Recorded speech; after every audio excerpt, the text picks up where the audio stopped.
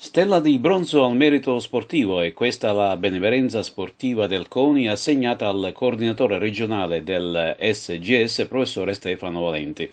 L'ex delegato provinciale agrigentino in passato ha ricevuto altri importanti riconoscimenti per la sua fattiva attività nel mondo del calcio.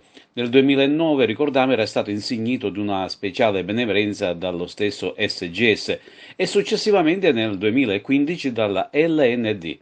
La benemerenza assegnata dal CONI rappresenta per il professore Stefano Valenti un traguardo che arriva come riconoscenza per la generosa collaborazione e l'impegno dedicati allo sport in tanti anni di servizio, prima come calciatore e poi come allenatore di società calcistiche e poi come tecnico delle rappresentative provinciali e regionali della LND e poi come responsabile provinciale delle attività di base del SGS e infine come dirigente federale nel ruolo di delegato provinciale della FIGC di Agrigento e di coordinatore regionale dello stesso SGS Sicilia che attualmente ricopre. Nel quadriennio 2009-2010 ha svolto anche l'incarico di componente di giunta presso il CONI di Agrigento. L'onorificenza della Stella di bronzo al merito sportivo verrà consegnata in occasione di una cerimonia predisposta dal CONI di Agrigento.